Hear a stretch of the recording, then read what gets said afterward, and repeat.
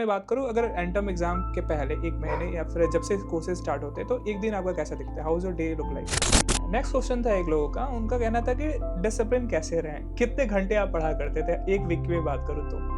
Semester 2 की बात करें थे, तो उसमें आपने मैथ्स 2, पाइथन, स्टैट्स और इंग्लिश 2 लिया था। तो अगर मैथ्स 2 को छोड़ दें, जिसमें आपने ग्रेड बी स्कोर किया था, तीनों सब्जेक्ट में पाइथन हो गया, स्टैट्स 2 और इंग्लिश 2 हो गया, उसमें ओवरऑल आपने एस स्कोर किया। एंटर्म की अगर मैं बात करूँ, तो कोई स्पेसिफिक ट्रिक कैसे उसको मैनेज करते थे? तो सपोज करो एक टाइम पे जैसे एंड टर्म में आपका मैथ्स 2 स्टैट्स 2 भी है, तो इसमें कैसे रिवाइज करते थे? क्योंकि अब ऐसा नहीं है ना कि अल्टरनेट डे पे एग्जाम नहीं होता है, सेम डे में एग्जाम होता है आपका, तो उसको कैसे मैनेज करते थे, कैसे रिवाइज करते थे? नोट्स मेकिंग पे आप थोड़ा सा डिटेल में बताओ कि कैसे आप क्या करते थे? कोई मतलब एक सिंपल देखो एग्जांपल दे के बता सकते हो कैसे, मतलब स्पेसिफिकली कैसे एआई को यूज कर रहे थे? ओपीपी की बात करें तो ओपीपी को कैसे हैंडल किया था आपने? मान लो कि अभी कोई बच्चा देख रहा हो जो क्वालीफायर के लिए जाना चाहता हो, तो कोई स्पेसिफिक टिप्स देना चाहोगे कि कैसे ईजिली कोई क्वालीफायर को क्रैक कर सकता है?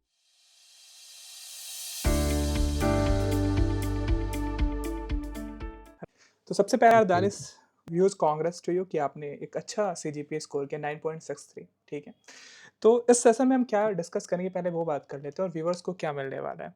तो व्यूअर्स को ये स्ट्रैटेजी मिलेगी, कैसे आपने आपको बताना होगा, जितने भी आपके हिडन ट्रिक्स एंड टिप्स होंगे जैसे आपने प्रिपेयर किया था वो आपको शेयर करने होंगे कि कैसे आपने इतना अच्छा स्कोर किया।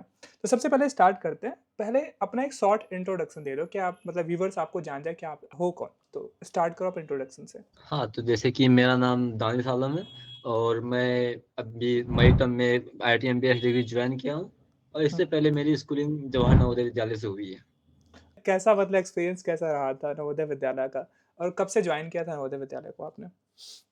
तो मैं 6th स्टैंडर्ड में जॉइन हुआ हूँ 2018 में और एक्सपीरियंस तो काफ़ी अच्छा रहा वहाँ का माहौल हुँ। और कुछ फन भी काफ़ी ज़्यादा किया उसमें। सर कैसा एकेडमिक्स कैसा रहा था वहाँ पे? 10th-12th में आपका स्कोर कितना रहा था? 10th और 12th में तो मैं वहाँ का टॉपर टॉपर ही था। 10th में 94% था और 12th में 92.6 था। ओके, तो फिर 2025 में ही पास आउट हो ना? हाँ। हाँ, तो ये कैसे मतलब अचानक कैसे स्विच कर लिया आईआईटी मद्रास के इस ऑनलाइन प्रोग्राम में? क्या आपने आईआईटी जेईई वगैरह नहीं दिया था? नहीं, मैंने जेईई वगैरह नहीं दिया था क्योंकि वहाँ पे नवोदय में क्या होता है कि वहाँ फ़ोन अलाउड नहीं रहता है, तो फिर जेईई का प्रिपरेशन करना काफ़ी टफ़ रहता है। हुँ, हुँ। इसीलिए और वैसे भी मेरा 11th कुछ ख़ास अच्छा नहीं था। ओके, कौन से सब्जेक्ट थे आपके 12th में? 12th में पीसीएम था विथ सीएस। ओके, तो ड्रॉप लेके नहीं सोचा था कि चलो जेईई की प्रिपेयर कर लेते हैं? ऑफलाइन कोई एनआईटी वगैरह, आईआईटीज़ वगैरह का टारगेट नहीं था कोई? नहीं क्योंकि मेरा 11th काफ़ी खराब रहा था, तो फिर मैंने सोचा कि ड्रॉप लेने से भी हमको मतलब मेरा इंटरेस्ट जो था कंप्यूटर साइंस में ही था। हमको उसी फ़ील्ड में जाना था, तो ड्रॉप लेने के भी अगर नहीं हो पाता है तो दिक्कत हो जाएगा और मेरे पास इससे बेटर अपॉर्च्युनिटी है, मैं इसी में कर सकता हूँ। वैसे भी आजकल डिग्री से ज़्यादा स्किल मैटर करता है, हुँ, तो हुँ। मैंने इसी को चूज़ कर लिया। बट 12th में आपके स्कोर 92.6 है, इसको खराब नहीं बोल सकते हैं। 11th भले ही खराब हो लेकिन 12th में तो अपना अच्छा किया था। ओके, ठीक है। तो कैसे ये पता चला इस डिग्री के बारे में, आईआईटी मद्रास बीएस डिग्री के बारे में? तो बेसिकली मैं 12th के बाद जैसे मैं ढूँढ रहा था अब कौन-सा कॉलेज करना है, करना तो पहले कंप्यूटर साइंस में ही था, ये फिक्स था मेरा। ओके। मतलब 10th से फिक्स था कि कंप्यूटर साइंस फील्ड में जाना है। हुँ, हुँ। लेकिन फिर कॉलेज ढूँढ रहा था, बहुत सारे मतलब जेईई जैसे मैंने नहीं दिया था, तो बहुत सारी दिक्कत हो रहा था, कॉलेज नहीं मिल रहा था और कुछ टियर 3 कॉलेज मिल रहे थे प्राइवेट वाला, उसका काफ़ी फ़ी हाई था और प्लेसमेंट भी कुछ ख़ास नहीं था। तो फिर मैंने इसी तरह ऑनलाइन में देखा, तो ऑनलाइन भी बहुत सारे थे, फिर मैंने सोचा आईआईटी मद्रास नाम भी काफ़ी अच्छा है हुँ, हुँ। और एलुमनी नेटवर्क सही है इसका। ओके, तो मतलब इसी को चूज़ कर लिया। आपने प्राइवेट कॉलेजेस के भी ऑप्शन देखे थे, एक्सप्लोर किए थे? हाँ, उसमें भी एक कॉलेज था जिसमें 100% स्कॉलरशिप मिल रहा था। हुँ। लेकिन वो प्राइवेट था उसका इस मतलब एनवायरनमेंट प्राइवेट में उतना बेटर नहीं मिल पाता है और फ़ी भी काफ़ी हाई रहता है। हॉस्टल फ़ी भी काफ़ी हाई था उसका। ओके। तो अभी करंट फेज़ में क्या पैरेलल कोई डिग्री कर रहे हो या फिर इस डिग्री को कोई स्टैंड अलोन के रूप में ले रहे हो इसको? स्टैंड अलोन ही है। स्टैंड अलोन लेके चल रहा हूँ। तो कुछ दिमाग में डाउट नहीं आ रहा है क्योंकि साथ के बच्चे जो भी पढ़ रहे होंगे, क्लासमेट होंगे 12th में, वो अभी कोई प्राइवेट इंस्टीट्यूट या फिर कोई ऑफलाइन डिग्री चाह रहा है और तुम हो अभी इसमें IIT Madras pH degree online degree में, तो कुछ ऐसा कुछ फ़ील होता है? मिसिंग आउट वाला फोमो वगैरह हाँ, टाइप का? हाँ, बहुत बार फ़ील होता है कि हम अकेले हैं, क्या फिर ये कुछ वर्थ इट भी रहेगा या नहीं कर रहे हैं, तो ये हुँ। काफ़ी बार फ़ील होता है। लेकिन फिर वही जाके प्लेसमेंट स्टेटस देखते हैं इसका, तो लगता है कि ठीक है, मैं कर लूँगा, उस लोग से बेटर नॉलेज है अभी मेरे पास और मैं ठीक-ठाक कर रहा हूँ, तो हो जाएगा। स्पेशली अगर बात करें कैसे चला था इस डिग्री के बारे में? मतलब कोई फ्रेंड सजेस्ट किया था या फिर वही यूट्यूब वगैरह फिर प्लेटफ़ॉर्म ऐसे एक्सप्लोर कर रहे थे वहाँ से मिला? बेसिकली मैं जब 12th का लास्ट में था तब एक हमारे लाइब्रेरी सर हुआ करते थे, वो कुछ बताए थे इस डिग्री के बारे में ऑनलाइन वाला और उसके बाद फिर मैंने खुद से भी यूट्यूब में रिसर्च किया था, तो वहाँ से मिला था। ठीक है, ठीक है। तो इसके क्वालिफ़ायर एग्ज़ाम को लेके चलते हैं क्योंकि आपने भी जेईई आपने दिया नहीं था, तो आप जेईई वाले मोड से तो नहीं आ सकते थे, तो आपके लिए बचा था क्वालिफ़ायर वाला एग्ज़ाम। तो वो उसके बारे में बताओ ना कि क्वालिफ़ायर एग्ज़ाम कैसा गया था? आपका एक्सपीरियंस कैसा था? कैसे आपने इसके लिए प्रिपेयर किया था? क्वालीफायर के लिए देखिए लेकिन मैं तो शुरू से बहुत ज़्यादा एक्साइटेड था इस फील्ड में जाने के लिए, तो मैं काफ़ी मोटिवेटेड था, तो मैंने काफ़ी ज़्यादा एफर्ट लगाया था क्वालीफायर में। हमको हुँ, लगा हुँ। क्वेश्चन काफ़ी टफ आएँगे, तो फिर मैंने सारे टॉपिक को काफ़ी डीप में एक्सप्लोर किया था। लेकिन फिर जब मैं क्वालीफायर का एग्ज़ाम दिया तो काफ़ी ईज़ी क्वेश्चन थे, मेरा मतलब प्रिपरेशन के हिसाब से, तो फिर ओके। वो ईज़िली क्रैक हो गया क्वालीफायर मेरा। अगर क्वालिफ़ायर स्कोर की मैं बात करूँ तो आपने अच्छा स्कोर किया था मतलब ओवरऑल 94 स्कोर किया था, 94 परसेंटेज स्कोर किया था। इंग्लिश 1 में 84, सीटी में 100, स्टैट्स में 100, मैथ्स में 92%। तो आखिर कैसे तैयारी किया था? केवल इनके मटेरियल पर रिलाई किया था या फिर कुछ अपने भी एक्स्ट्रा सोर्सेज़ फॉलो किए थे क्वालिफ़ायर के लिए? नहीं, उसमें मोस्टली मेरा 12th में मैथ्स था, वो काफ़ी हेल्प किया मेरा और मेरा मैथ्स शुरू से ही बेटर रहा है, तो वहाँ भी हेल्प किया और जैसे मुझे मेरे पास ऑप्शन नहीं था कुछ एक्स्ट्रा, तो मुझे लगा कि अगर यही करना है तो अच्छे से करेंगे, तो ओके। उसी बेसिस पे मैं एफर्ट लगा रहा था। कितना मतलब डेडिकेटली कितने आवर्स डिवोट करते थे पर डे क्वालिफ़ायर के टाइम में? क्वालीफाई के टाइम में कोई स्टडी आवर तो मेरा ज़्यादा तो नहीं रहा है कभी around 7 hours per day. 7 hours per day, ठीक है। अगर मैं बात करूँ इन चारों सब्जेक्ट्स में से कौन-सा सबसे चैलेंजिंग सब्जेक्ट लगा क्वालिफ़ायर में? क्वालीफायर में चैलेंजिंग मेरा पाइथन तो 12th में था, लेकिन मुझे सीटी काफ़ी चैलेंजिंग लगा क्योंकि काफ़ी डिफरेंस हो जाता है। हाँ, बहुत हाँ। सारा कोड में कन्फ्यूजिंग होता है, तो एक सीटी काफ़ी थोड़ा-सा लगा हुँ, और इंग्लिश में तो ज़्यादा एफर्ट लगाया नहीं था, मतलब इंग्लिश में थोड़ा-सा वीक रहा है, मतलब शुरू से वीक रहा है। हुँ, हुँ। इस हाँ, तो मैं सीटी ठीक-ठाक लगा, उसका लेवल ठीक लगा। मान लो कि अभी कोई बच्चा देख रहा हो जो क्वालिफ़ायर के लिए जाना चाहता हो, तो कोई स्पेसिफ़िक टिप्स देना चाहोगे कि कैसे ईज़िली कोई क्वालिफ़ायर को क्रैक कर सकता है? और क्या मतलब मीडियम क्या होता है? मतलब टफ़ आता है एग्ज़ाम या फिर अगर जेईई से कंपेयर करो या फिर कोई और एंट्रेंस एग्ज़ाम से कंपेयर करो तो कितना लेवल क्या होता है इसका क्वालिफ़ायर का? क्वालीफाई के पहले के मुकाबले तो थोड़ा टफ होते जा रहा है, लेकिन उतना भी टफ नहीं है। क्वालीफाई मतलब क्वालीफाई ईज़ी है। हुँ। इसको क्वालीफाई करना मतलब टफ नहीं पड़ेगा। तो इसके लिए बेसिकली ऐसा नहीं है कि बस लेक्चर पे डिपेंड करें। खुद से प्रैक्टिस करना होगा और फिलहाल एआई तो है ही, सबको फ्री में सब्सक्रिप्शन मिला ही है। ये कोई नई बात नहीं है। तो उसको उसको यूज़ किया जाए उसमें मतलब मैं काफ़ी क्वेश्चन जनरेट करता था एआई से, काफ़ी हाँ। टाइप का। तो वो हो जाता है, काफ़ी अच्छा उससे हो जाता है। मतलब खुद से अगर प्रैक्टिस किया जाए क्वेश्चन जनरेट करके, तो सेल्फ डाउट भी क्लियर होते हैं और टॉपिक को भी अच्छे से डीप में एक्सप्लोर कर सकते हैं। अगर क्वालिफ़ायर के लिए मान लो कि रिसोर्सेज़ की मैं बात करूँ तो कौन से रिसोर्सेज़ आपने फ़ॉलो किए थे? रिसोर्स से तो मेनली तो आईआईटी मद्रास का लेक्चर ही था और उसका कुछ लाइव लाइव सेशन भी कुछ अटेंड तो किया था मैंने हुँ, और हुँ। मेनली तो मैं साइड से एआई यूज़ कर रहा था क्योंकि वो हमको कंफर्टेबल लग रहा था और जैसे मैं कुछ भी डाउट पूछ सकता हूँ, उसमें कोई जज करने वाला नहीं है, तो हाँ, एआई हमको ठीक एक लगा। पर्सनल ट्यूटर आपको मिला हुआ है 24/7 अवेलेबल है आपके साथ, ठीक है। अब सेमेस्टर 1 की बात करते हैं, तो ओवरऑल सेमेस्टर 1 कैसा रहा था आपका? मतलब क्वालिफायर के बाद आप डायरेक्ट एडमिशन लेते हो, तो ओवरऑल जैसे उसमें जो सब्जेक्ट्स हैं सीटी, मैथ्स, स्टैट्स, इंग्लिश, इसका ओवरऑल टफनेस लेवल कैसा रहा? क्वालिफायर के बाद कितना टफ हुआ या फिर मॉडरेट ही रहा? उसके बारे में बताओ आप। क्वालीफायर के बाद तो थोड़ा टफ हुआ था, मतलब कंपेयर किया जाए तो स्टैट्स में भी थोड़ा टफ हुआ था और मैथ में भी थोड़ा-सा टफ हुआ था क्वालीफायर के बाद। मतलब थोड़ा-सा पहले काफ़ी ईज़ी था, पहले डायरेक्ट 12 लेवल से 11 से मेरा काम चल जा रहा था। आप नहीं पढ़ेंगे फिर भी काम चल जा रहा था मेरा। लेकिन उसके बाद थोड़ा-सा लगा कि थोड़ा और एफर्ट लगाने का ज़रूरत है, क्योंकि शुरू से मतलब सीनियर सर से बात किया था तो बोला था कि सीजीपीए मेंटेन करना काफ़ी अच्छा रहेगा फाउंडेशन लेवल में, क्योंकि बाद में सीजीपीए डाउन होगा। इस प्रकार काफ़ी सीनियर से मैंने सजेशन लिया था। तो हुँ। चैलेंजिंग तो नहीं था, लेकिन शुरू से उसके लिए मैं प्रिपेयर होना चाहता था कि मतलब कहीं भी मेरा सीजीपीए डाउन ना जाए, इसलिए मैं काफ़ी एफर्ट लगा रहा था उसमें। ठीक है, तो मैं जैसे देख सकता हूँ आपके मार्क्स को, जो सेमेस्टर 1 में मैथ्स 1 में आपने एंटर में 100 स्कोर किया था, ओवरऑल आपने एस ग्रेड लाया था। स्टैट्स 1 में भी सेम 100 में 100 आउट ऑफ 100 आपने एंटर में भी स्कोर किया था। तो मतलब कैसे मतलब 1-2 क्वेश्चन भी गलत नहीं हुए आपसे, क्या स्ट्रैटेजी कैसे लगाया था आपने एंटम एग्ज़ाम के लिए? कोई स्पेसिफिक पैटर्न फॉलो किया था? मतलब कि पीवाईक्यू वगैरह ग्रेडेड असाइनमेंट या फिर कुछ लेक्चर्स के जो ट्रांसक्रिप्ट होते थे वो पढ़ा करते थे? लेक्चर का ट्रांसक्रिप्ट तो नहीं, लेकिन वहाँ पीवाईक्यू मैंने लास्ट में कुछ अटेंड किया था और मेरा क्विज़ 2 में थोड़ा-सा डाउन गया था मेरा मार्क्स। हाँ, हाँ। तो फिर उसके बाद फिर लगा कि नहीं, मतलब मेरा मार्क्स डाउन नहीं जाना चाहिए, क्वेश्चन उतने भी टफ नहीं आ रहे हैं, तो मेरा मार्क्स डाउन नहीं जाना चाहिए। तो उसके बाद मैंने पीवाईक्यू अटेम्प्ट किया और मेनली जो मेरा एआई के एक बार चैट स्टार्ट करने के बाद वो काफ़ी इंटरैक्टिव हो जाता है, मतलब कि अपने मेरे हिसाब से रिज़ल्ट आने लगा था। तो उससे मैं काफ़ी ज़्यादा फिर यूज़ करने लगा था एआई को।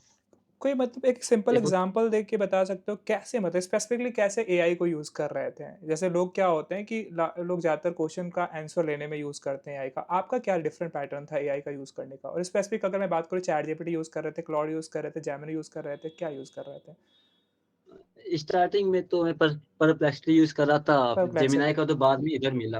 हुँ। हाँ, तो क्या पैटर्न हाँ, कैसे तो यूज़ उसके करते हो? किस तरीके से यूज़ करते हो उसको, एआई को? उसमें जैसे मुझे कोई टॉपिक समझ में नहीं आया, फिर समझ में भी आ गया तो उसका डिटेल में जाना है, तो उस टॉपिक पहले मैं उसको अपना इंट्रोडक्शन दिया था कि मैं क्या-क्या कर रहा हूँ, कैसे कर रहा हूँ, क्या मेरा सिनेरियो है, मतलब कॉन्टेक्स्ट दे दिया। उसके बाद फिर मैं उस किस टॉपिक में डिटेल में जाना है, सारा टॉपिक मतलब एक ही चैट में सारा कवर करते जा रहा था मैं। और एक चैट स्पेशल बनाया था क्वेश्चन के लिए, हाँ, हाँ। उसमें सिर्फ क्वेश्चन ही पूछना है। तो जीए का जितना भी क्वेश्चन है जो मुझे थोड़ा-सा चैलेंजिंग लग रहा है या फिर अगर मैं सॉल्व कर भी ले रहा हूँ, लेकिन थोड़ा-सा भी चैलेंजिंग है, तो उससे सिमिलर क्वेश्चन मैं एआई से जनरेट करके मैं सॉल्व किया करता था उसको। मतलब अब कैसे यूज़ कर रहे हो वो भी वो होता है। ऐसा नहीं कि आप डायरेक्टली केवल आंसर लेने के लिए करोगे तो नहीं। अगर मान लो कोई कॉन्सेप्ट नहीं पता है आपको, तो आप वैसा प्रॉम्प्ट दो कि हाँ, पहले कॉन्सेप्ट पता है, फिर आपसे कुछ क्वेश्चन पूछे। जैसे आपने एक क्वेश्चन सॉल्व कर लिया, तो उसके अकॉर्डिंग अगर कोई दूसरा सिंपल पैटर्न पे कोई क्वेश्चन आपको नहीं आता है, तो वो क्वेश्चन आपसे पूछेगा, आप उसको आंसर दोगे। तो इस तरीके से अगर लर्न करोगे तो काफ़ी बेनिफिशियल होगा। अगर ओवरऑल मैं बात करूँ कि मैथ्स में काफ़ी लोगों को डिफ़िकल्टी होती है, तो उसके लिए कोई टिप्स देना चाहोगे? क्योंकि जिसका मैथ्स बैकग्राउंड नहीं है, वो मतलब इसको करना चाहता है, तो क्या स्ट्रैटेजी हो सकती है उसके लिए मैथ्स 1 के लिए? मैथ्स 1 के जैसे फिर काफ़ी लोगों से मतलब पहले भी मतलब बात किया हूँ कि मैथ्स 1 जिसका मैथ्स बैकग्राउंड नहीं है, तो उसको डिफ़िकल्टी आ रही थी। तो मैंने उससे यही सजेस्ट किया कि मतलब पहले उसका बेस जितना भी टॉपिक है थ्योरी, उसको डिटेल में करना बेटर रहेगा। ऐसे नहीं डायरेक्ट क्वेश्चन में जंप कर गए तो हुँ, वो हुँ। बेनिफिशियल नहीं रहेगा। थ्योरी को अच्छे से करना वो ज़्यादा बेटर रहेगा। और क कई बार होता है कि बहुत सारे क्वेश्चन करने पे भी उससे कुछ-कुछ टॉपिक मतलब क्लियर हो जाते हैं। बहुत सारे डाउट होते हैं जो पता नहीं रहता कि ये टॉपिक हम क्लियर लगता है कि टॉपिक हम क्लियर समझ चुके हैं। हुँ, हुँ। लेकिन रियलिटी में उसमें बहुत सारी चीज़ ऐसी होती है जो हमको नहीं पता है, लेकिन क्वेश्चन सॉल्व करने से वो पता चल जाता है। तो जब क्वेश्चन सॉल्व कर रहे हैं तो उसमें ये सब ध्यान देना, उसको नोट करके रखना काफ़ी इम्पोर्टेंट रहता है। ओके। स्टैट्स 1 के लिए क्या आप कहोगे? बस। स्टेट्स 1 के लिए तो उसमें ज़्यादा कुछ ख़ास नहीं है। बस वीक 7 और वीक 8 का जो लेक्चर है, वीक 7 और वीक 8 काफ़ी इम्पोर्टेंट है स्टेट्स 1 में। ओके, ठीक है। तो ये ओवरऑल सेमेस्टर 1 रहा जिसमें आपने 3 सब्जेक्ट में ऐसे स्कोर किया था और 1 में ए किया था। अब सेमेस्टर 2 की बात करें थे, तो उसमें आपने मैथ्स 2, पाइथन, स्टैट्स और इंग्लिश 2 लिया था। तो अगर मैथ्स 2 को छोड़ दें जिसमें आपने ग्रेड बी स्कोर किया था, तीनों सब्जेक्ट में पाइथन हो गया, स्टैट्स 2 और इंग्लिश 2 हो गया, उसमें ओवरऑल आपने एस स्कोर किया था। तो सबसे स्टार्ट करते हैं पहले पाइथन से, क्योंकि पाइथन क्या होता है ना, जब बच्चे आते हैं इस कोर्स में, तो उनके लिए डिफरेंट एक प्रोग्रामिंग लैंग्वेज आती है। जैसे किसी का कंप्यूटर साइंस बैकग्राउंड नहीं है, तो वो पहली बार एक प्रोग्रामिंग लैंग्वेज जो कि पाइथन है उससे इंट्रोड्यूस होते हैं। तो इसको कैसे आपने टैकल किया? और सबसे इम्पोर्टेंट पॉइंट है ना कि इसमें ओपीपी भी आती हैं, तो उसको आपने कैसे हैंडल किया? क्योंकि मैं अगर प्रीवियस डेटा की बात करूँ ना, तो इससे पहले जो भी ओपीपी 1 हुआ था, उसमें ओनली 27% ऐसे बच्चे थे जो कि पास कर पाए थे ओपीपी। तो आपने पाइथन को ओवरऑल कैसे डेवलप किया था? इसको समराइज़ करके बताओ आप। कैसे आपने एस ग्रेड इसमें स्कोर किया? पाइथन में बेसिकली इसको पाइथन के जो लेक्चर्स है, जो मतलब आईआईटीएम प्रोवाइड करता है, वो काफ़ी ओवरव्यू मतलब ऊपर-ऊपर से कवर किया जाता है। काफ़ी डिटेल में लेक्चर में भी नहीं गया है। उसमें खुद से एक्सप्लोर करना काफ़ी मतलब बेनिफिशियल रहेगा। हुँ, क्योंकि मतलब लेक्चर जो है, वो बहुत सारा टॉपिक बहुत कम टाइम में कवर किया गया है लेक्चर में। ओके। तो उसको डिटेल में आई थिंक कि सबको एक बार कम से कम या फिर वाईटी से किसी भी एक यूट्यूबर का कवर करना चाहिए या फिर उसका डॉक्यूमेंटेशन के थ्रू एक बार जाना चाहिए। हुँ, हुँ। क्योंकि लेक्चर में उतना डिटेल में नहीं गया है, मतलब नहीं बताया गया है। ठीक है। ओपीपी की बात करें तो ओपीपी को कैसे हैंडल किया था आपने? ओपी को स्टार्टिंग में तो जब मैंने ओपी का वो आया था, क्या कहते हैं उसको, मॉक टेस्ट, हाँ, ओपीपी का जो हाँ। मॉक टेस्ट आया था स्टार्टिंग में, हुँ, तो हुँ। उसपे मुझे प्रॉब्लम हो रहा था, स्टार्टिंग में मुझे प्रॉब्लम हो रहा था। हुँ, हुँ। तो फिर मैंने काफ़ी उसमें प्रैक्टिस किया था। ओपी सिंपल है, ओपी में आपको प्रैक्टिस करना ही पड़ेगा। उसमें प्रैक्टिस के बिना नहीं हो पाएगा। अलग-अलग टाइप के क्वेश्चन और लूप और बाकी तो मेरा 12th का मतलब 12th में पाइथन था ही, तो मुझे उतना प्रॉब्लम नहीं हुआ, लेकिन उसमें प्रैक्टिस बहुत ज़्यादा ज़रूरी है। हाँ, आपको हर क्योंकि वीक का हुँ, हुँ। लेक्चर प्रैक्टिस करना ही पड़ेगा। क्योंकि एक लिमिट भी होता है ना कि आपको टाइम ड्यूरेशन में क्वेश्चन कंप्लीट करने होते हैं, तो आपको टाइम के साथ ही प्रैक्टिस करो। इसका यही है मूल जो है, तो आप अगर प्रैक्टिस नहीं करोगे तो आप वहाँ पे नहीं क परफ़ॉर्म कर पाओगे। ठीक है, और सबसे चलो बेस्ट है कि सबसे बेस्ट पाइथन में है कि जैसे भी हर वीक का कंटेंट आया, उसको उसी वीक में प्रैक्टिस करना है, क्योंकि बाद में आप भूल जाओगे और फिर बाद में थ्योरी भी याद नहीं रहेगा आपको, तो प्रैक्टिस उसी वीक में करना है। ओके। अगर मैं कंपेयर करने की बात करूँ ओपीपी 1 और ओपीपी 2 दोनों आपने दिया था? हाँ, दोनों दिया था। तो दोनों के टफनेस लेवल की मैं बात करूँ कौन-सा ईज़ी होता है और कौन-सा हार्ड होता है? ओपी 2 थोड़ा-सा कंपेयरिंग में हार्ड होता है ओपी 2। हुँ, हुँ। ओपी 1 में तो स्टार्टिंग के कुछ कॉन्सेप्ट से वेरिएबल सब लूप सब आएँगे, तो वो आराम से हो जाएगा। लेकिन ओपीपी 2 उसमें दिक्कत होता है, हल्का-सा मतलब एडवांस नहीं बोलेंगे, पर उसमें कॉन्सेप्ट कुछ डिटेल में आता है, जैसे कि कुछ टॉपिक्स है उसमें जो थोड़ा-सा ऊपर है, नॉर्मल से ऊपर है। मॉडरेट हो जाता है। तो सबसे हाँ। बेस्ट स्ट्रैटेजी यही रहेगी कि अगर आप ओपीपी 1 चाहते हो तो उसको क्लियर कर लो क्योंकि एक ओपीपी क्लियर करना तो मैंडेटरी है। अगर नहीं कर पाते हो तो पाइथन पास नहीं करोगे। तो सबसे पहले फ़ोकस आप ओपीपी पे 1 पे कर लो, फिर उसके बाद अगर ओपीपी 2 खराब भी जाता है, फिर कुछ अच्छा स्कोर नहीं आ पाता है, तब भी आपका ओवरऑल जो नंबर आएगा वो अच्छा आएगा। और वैसे मैं आपकी रैंकिंग देख रहा था इस वाले टर्म में, पाइथन में आपका रैंक 1 है। तो एक की लर्निंग क्या रही पाइथन में कि पाइथन क्यों आप समझते हो कि ये क्या आगे चल के काम आएगा आपके डेटा साइंस की जर्नी में? हाँ, बेसिकली मैं मतलब पहले भी मैं पाइथन से रिलेटेड जो लाइब्रेरी है, नंपा है, पांडास है, वो सब में उस समय मतलब कुछ प्रोजेक्ट प्रैक्टिस कर चुका हूँ मैं उसमें। हुँ, हुँ। उससे पहले से प्रैक्टिस है मेरा, तो और मशीन लर्निंग करना है तो पाइथन तो काफ़ी इम्पोर्टेंट है ही। ओके। उसी पे बेसिस पे सब कुछ है। तो कैसे इंटरेस्ट इसीलिए इंटरेस्ट कैसे डेवलप किया था पहले? क्योंकि काफ़ी बच्चे होते हैं प्रोग्रामिंग नाम का सुनते हुए कहेंगे नहीं ये तो काफ़ी टफ हो जाएगा। तो इंटरेस्ट कैसे डेवलप किया था पाइथन के लिए या फिर कोई प्रोग्रामिंग लैंग्वेज के लिए? इसके पीछे मतलब बेसिकली एक स्टोरी है कि 10th में जब एलुमनाई फंक्शन होता है, उसमें कुछ सीनियर आए हुए थे, तो वहीं से मेरा इंटरेस्ट डेवलप हुआ। उसे बताया गया था कि इस फ़ील्ड में इसको इंटरेस्ट है, तो फिर इसमें काफ़ी अच्छा-अच्छा करियर है। फिर वहाँ से मुझे स्टार्टिंग में थोड़ा-थोड़ा इंटरेस्ट था। हुँ, हुँ। जैसे एज़ अ स्टूडेंट गेमिंग में तो इंटरेस्ट होता ही है। हुँ, वहाँ हुँ। से थोड़ा-सा इंटरेस्ट था ही। जब वहाँ से एलुमनाई भैया सबसे मैंने बात किया, तो बोला कि हाँ, काफ़ी अच्छा करियर ऑप्शन है इधर। और उसके बाद फिर मैं 10th में ही पाइथन मैंने 10th में ही स्टार्ट किया था। 10th में ही सीखा था एक बार कोड विथ हैरी का, हुँ, वहाँ हुँ। से मैंने 10th में स्टार्ट किया था और स्टार्टिंग मैंने वेब डेवलपमेंट भी ट्राई किया था, बस उसमें काफ़ी ज़्यादा कोड करना होता है हुँ, हुँ। और तो वो मुझे उतना इंटरेस्टिंग नहीं लगा, तो उस फ़ील्ड को मैंने छोड़ दिया। अब दोबारा फिर डाटा साइंस में ट्राई कर रहा हूँ अभी। ठीक है, चलो आगे मूव करते हैं मैथ्स 2। मैथ्स 2 भी काफ़ी इंपॉर्टेंट है और फाउंडेशन लेवल में मैथ्स 2 स्टैट्स तो काफ़ी डिफिकल्ट माने जाते हैं। तो मैथ्स 2 में आपका स्कोर मतलब इंटर में आपका स्कोर 71 था और ओवरऑल ग्रेड की बात करें तो बी आपने स्कोर किया। इसकी स्ट्रैटेजी क्या रही थी? कैसे आपने मैथ्स 2 को टैकल किया था?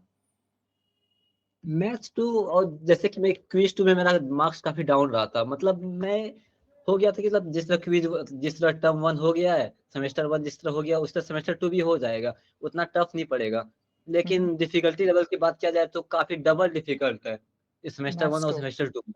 हुँ, हाँ, तो उसके कारण मुझे काफ़ी बड़ा झटका लगा जब मेरा मार्क्स 60 और 64 के अराउंड आ गया।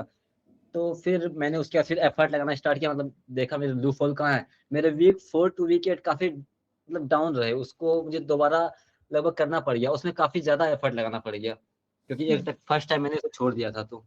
हाँ तो उसके और बाद मैंने फिर लाइव सेशन किए, जैसे कि आईआईटी मद्रास का टीए सेशन जो होता है, वो सब मैंने लाइव किया, तो हुँ। उससे भी काफ़ी डाउट क्लियर हुए मेरे। हुँ। अब काफ़ी मतलब इस बार का मैं पैटर्न देख रहा था। अभी तक क्या हो रहा था कि बच्चे क्या करते थे कि पीवाईक्यू लगा ले रहे थे और साथ ही साथ ग्रेडेड असाइनमेंट वगैरह थोड़ा बहुत लगा लिया और फिर जाके एग्ज़ाम में अपीयर करते थे, तो उनका अच्छा जाता था। लेकिन इस बार का जब मैंने पैटर्न नोटिस किया, तो मैंने देखा कि अब केवल पीवाईक्यू से काम नहीं चलेगा। अब इन्होंने पूरा का पूरा इस बार का पैटर्न बदल दिया। तो इस पे क्या कहोगे कि कैसे प्रिपेयर करना चाहिए? अगर मान लो कि किसी को अच्छा 80 प्लस स्कोर करना है मैथ्स 2 में, तो उसके लिए क्या स्ट्रैटेजी होनी चाहिए? प्रैक्टिस से लेके क्या-क्या वो कर सकता है? बेसिकली ये पीवाईक्यू से इस बार एक भी क्वेश्चन नहीं आया था, ये अनएक्सपेक्टेड था, इसके कारण मुझे जो हाँ, मेरा बी वही ग्रेड आया, वही वही वही वही मैं भी इसमें दिक्कत नोटिस तो किया था हुआ इसको। था।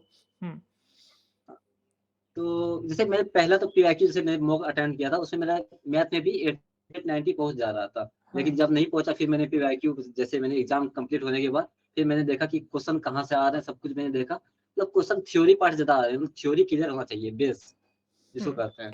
तो ऐसा नहीं बस मतलब कि क्वेश्चन प्रैक्टिस करते जा रहे हैं। हाँ, तो मतलब अब ये होगा कि अगर आप थ्योरी को छोड़ रहे हो, वीकली जो असाइनमेंट आ रहे हैं, ग्रेडेड असाइनमेंट आ रहे हैं, उनके एक्टिविटी क्वेश्चन है, अगर उसको मिस कर रहे हो, थ्योरी नहीं देख रहे हो, केवल आप रिलाई कर रहे हो पीवाईक्यू पे और फिर कुछ मान लो कि कुछ इंपॉर्टेंट ग्रेडेड असाइनमेंट पे, तो ऐसा कुछ नहीं होगा कि आप अच्छा स्कोर कर पाओगे। आपकी थ्योरी भी अच्छी होनी चाहिए, तो ही आप मैथ्स 2 में एटलीस्ट अच्छा स्कोर कर पाओगे। सही है? हाँ, मैथ्स में बेसिकली है कि मतलब स्टूडेंट थ्योरी क्यों स्किप करते हैं, क्योंकि थोड़ा-सा टफ पड़ता है उसका थ्योरी। जैसे क्वेश्चन अगर प्रैक्टिस करना है तो फिर 4-5 टाइप के क्वेश्चन प्रैक्टिस कर लो, फिर क्वेश्चन तो बन जाते हैं। लेकिन हुँ। इसका थ्योरी थोड़ा-सा स्लाइटली टफ है। उसको 3D, 4D में जब जानने लगते हैं तो इमेजिन करने में काफ़ी टफ पड़ता है। तो मोस्टली बच्चे इसको स्किप करते हैं। क्या लेकिन मतलब इस पूरा बार थ्योरी वाला पार्ट पूरा आपने कवर किया था, जो आईआईटीएम के लेक्चर होते हैं, पूरा आपने गो थ्रू किया था? वीक 1 से वीक हाँ, 11 मैंने तक? हाँ, क्विज़ 2 के बाद फिर मैंने सारा किया था। सारा किया था। कैसे मतलब काफ़ी लोगों का क्वेश्चन होता है कि इतना मतलब हेक्टिक होता है, काफ़ी मतलब लेंथी पड़ जाता है, तो कैसे मतलब डील कैसे करते हो? एक बार एक में गो थ्रू कर लेते हो पूरा या फिर कुछ टाइम लगता है? बेसिकली तो पहले तो मैं सारा मतलब किसी भी वीक का करना हो तो उसका सारा मैं लेक्चर करता हूँ, उसके फिर कुछ क्वेश्चन करने के बाद ही मैं उसका नोट्स बनाता हूँ। हाँ, क्योंकि ठीक ऐसे है। होता है ना बहुत सारे, जैसे पहले अगर नोट्स बना लिए तो उसमें बहुत सारे कॉन्सेप्ट जो मुझे क्वेश्चन करने के बाद पता चलते हैं। हुँ, तो हुँ, आईआईटीएम का लेक्चर काफ़ी पुराना भी हो चुका है, 4 ईयर पुराना है और बहुत सारे कॉन्सेप्ट जो उसमें काफ़ी डिटेल में नहीं बताया गया है लेक्चर में। वो सब हुँ। लाइव सेशन में कुछ बताया गया है और कुछ ट्रिक्स सब जो है जो मतलब कि रिवीजन सेशन में बताया गया है। तो नोट्स पहले बनाना तो मेरे लिए सही नहीं था, तो मैं नोट्स बाद में बनाता हूँ उसके। ठीक है, मैंने कुछ लोगों से क्वेश्चन भी लिया था। इसमें एक क्वेश्चन आया था, अभी आपने नोट्स मेकिंग की बात की, तो उनका क्वेश्चन था कि क्या स्ट्रैटेजी आपने ली थी नोट्स के लिए? जैसे काफ़ी मतलब प्लेटफ़ॉर्म पे जैसे अदर आउटर सोर्स पे कुछ पीयर्स के जैसे आपके सीनियर्स हो गए जो पहले पास आउट हैं या फिर जो अभी डिप्लोमा में है या डिग्री लेवल में है, तो उन्होंने नोट्स बना रखा हुआ है। तो क्या आप उन नोट्स को प्रेफ़र करते थे या खुद से अपनी नोट्स बनाते थे? और रिवीज़न के लिए क्या करते थे? आप शॉर्ट नोट्स का यूज़ करते थे या किस तरीके से? नोट्स मेकिंग पे आप थोड़ा-सा डिटेल में बताओ कि कैसे आप क्या करते थे? तो नोट्स बेसिकली मैं रेफरेंस के लिए, जैसे टर्म स्टार्ट होने से पहले मैं सीनियर के नोट्स देखता था, उससे फिर मैं देखता था कि कैसे-कैसे बनाया गया है। हुँ, ओवरऑल आइडिया ले लेता था मतलब कि इस टर्म में क्या-क्या पढ़ने वाले हैं। तो सीनियर के नोट्स में इतना ही करता था। बाकी मैं उसके बाद खुद से नोट्स बनाना है और बाकी बहुत सारे क्वेश्चन जो मुझे समझ में नहीं आते थे, जीए के बहुत सारे क्वेश्चन थे, जिसे मैं एआई के थ्रू सॉल्व करता था, उससे भी काफ़ी सारे कॉन्सेप्ट मिलते थे। तो नोट्स में मैं वो भी ऐड ऑन करता था। मतलब ऐसा नहीं तो वो होता था कि काफ़ी इम्पोर्टेंट पूरा का रहता है। पूरा आपने नोट्स में ऐसा नहीं किया था कि सारा का सारा थ्योरी लिखते जा रहे हो, जो इम्पोर्टेंट पॉइंट था उसी के नोट्स बनाते थे आप? हाँ, बेसिकली क्योंकि सारा थ्योरी जो है वो तो फिर पीडीएफ फॉर्मेट में मिल ही जाएगा आईआईटीएम का मतलब वहाँ से रिसोर्सेज़ से। हुँ, तो मैं वो नहीं करता था। मुझे जितना भी इम्पोर्टेंट लगे या फिर जितना भी मुझे क्वेश्चन मानने में जो नीड है, उतना ही करता था मैं। ओके। मतलब पर्सनल आप नोट्स लोगे तो काफ़ी फ़ायदेमंद रहेगा, आपको रिवीज़न करने में हाँ, काफ़ी हेल्प मिल जाएगी। ठीक है। हाँ, काफ़ी तो क्योंकि मेरा मैथ्स 1 का नोट्स जो है वो काफ़ी बार मैथ्स 2 में यूज़ हुआ और स्टैट्स 1 का भी। तो पर्सनल नोट्स जो एक बार बना हुआ है वो काफ़ी इम्पोर्टेंट रहता है। हाँ, तो यहाँ पे एक की पॉइंट रहेगा कि अगर आप नोट्स नहीं बना रहे हो तो आज से बनाना स्टार्ट करो, अच्छा स्कोर करना चाहते हो तो। ठीक है, स्टैट्स 2 पे मूव करते हैं, इसमें आपने इंटर में 93 स्कोर किया तो ग्रेड ऐसा आया था आपका। इसकी स्ट्रैटेजी बताओ कि इसको कैसे हैंडल किया था और क्या इसको पढ़ने में मज़ा आ रहा था, कुछ नया सीखा, कुछ प्रैक्टिकल यूज़ इसका दिखा? बेसिकली सेमेस्टर 2 में मेरा मतलब फेवरेट सब्जेक्ट जो बोल सकते हैं वो स्टैट्स 2 ही था।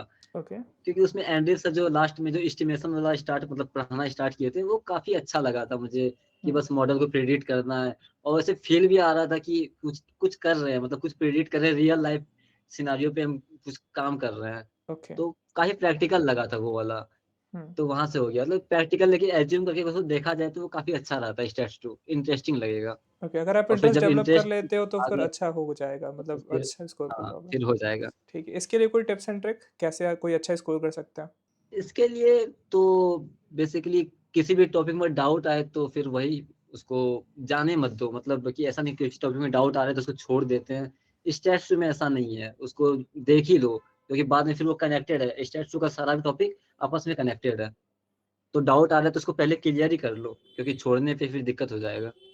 ओके, मतलब अगर ये भी होता है ना कि जो मैथ्स 2 और स्टैट से कुछ क्वेश्चन होते हैं, बच्चे क्या करते हैं एक बार ट्राई किया नहीं आया फिर उसके बाद आगे मूव ऑन कर जाते हैं, तो आपके कोशिश साथ कर कभी ऐसा होता था कि हाँ कोई एक क्वेश्चन पे आप स्टक हो गए फिर आपसे नहीं बन रहा है, मतलब वन गो में नहीं बना, फिर आप दो या तीन बार ट्राई करो फिर आपसे क्वेश्चन हो रहा है, ऐसा कुछ हो रहा था आपके साथ? हाँ, काफ़ी बार हुआ ये मैथ्स में भी हुआ और स्टेट्स 2 में भी काफ़ी बार इस तरह हुआ मेरे साथ।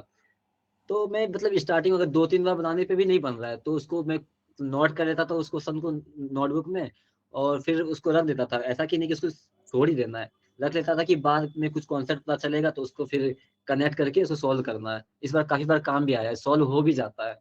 कि बोला होता है स्टार्टिंग में कुछ कॉन्सेप्ट पता चला उसके बेसिस पे सॉल्व नहीं हो रहा है। लेकिन आगे हमें कुछ कॉन्सेप्ट पता चला उसको अगर ऐड ऑन किया जाए और देखा जाए तो सॉल्व हो जाता है क्वेश्चन। तो उसको आप पर्सनल की साइड नोटबुक में उसको रख लीजिए उस क्वेश्चन को।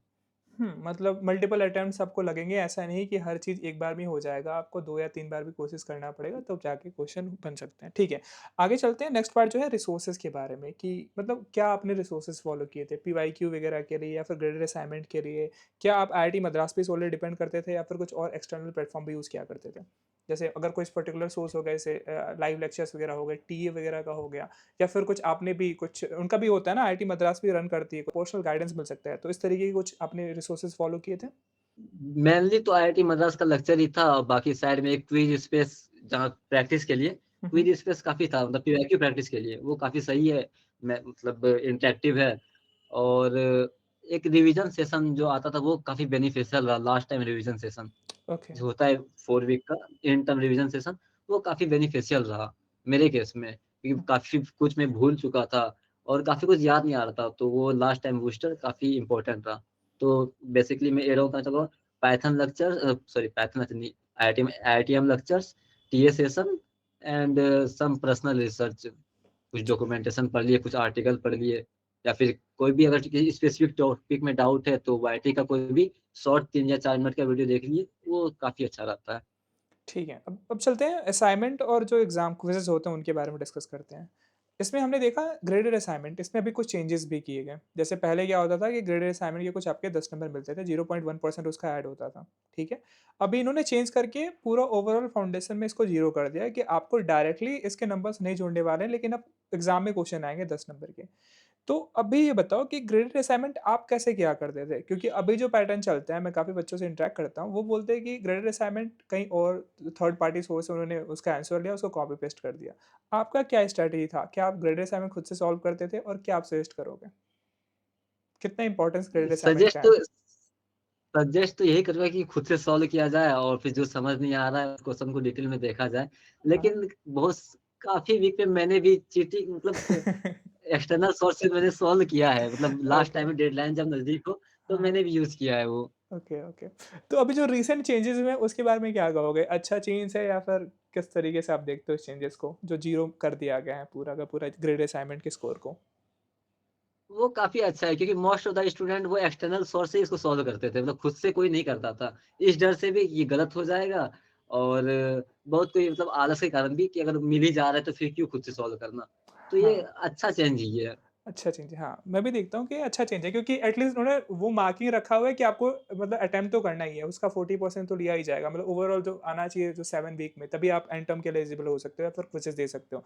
लेकिन अब इसमें ये नहीं होना है कि हाँ, अगर मैं कॉपी करके 100 में 100 लेके आऊँगा तो उसका नंबर ऐड ऑन होगा या फिर कोई खुद से प्रैक्टिस करके नंबर ले आ रहा है तो उसका कोई फ़ायदा नहीं मिलेगा। तो ये अच्छा चेंजेस किया गया है।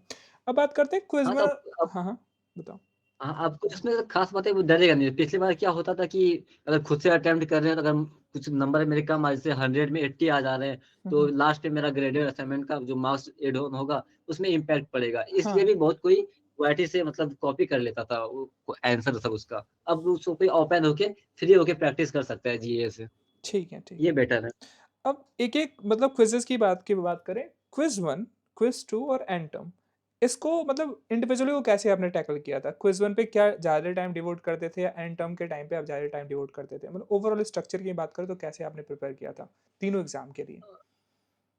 तो क्विज़ 1 में तो स्टार्टिंग के टॉपिक थे तो ईज़ी ही पढ़ते हैं। क्विज़ 1 में जितना भी टॉपिक सेमेस्टर होता है तो क्विज़ 1 आई थिंक ईज़ी ही रहता है। क्योंकि इंट्रोडक्शन चलता है सारे जितने भी कोर्स है सारे सबका इंट्रोडक्शन चल रहा होता है। तो क्विज़ 1 में ज़्यादा टाइम इन्वेस्ट करने की ज़रूरत भी नहीं है। अगर कर रहे हो तो अच्छी बात है। हुँ, हुँ। और सबसे ज़्यादा टाइम तो क्विज़ 2 के बाद गया। जैसे क्विज़ 2 तो मेरा खराब था ही, उसमें मैंने ज़्यादा पढ़ाई नहीं करी थी। हुँ, तो हुँ। एंड टर्म के टाइम में काफ़ी मेहनत किया था। उसमें मेरा around 8 to 9 hours 9 plus hours मेरा जाता था पर एंड डे एंड टर्म के लिए? एंड हाँ, ओके।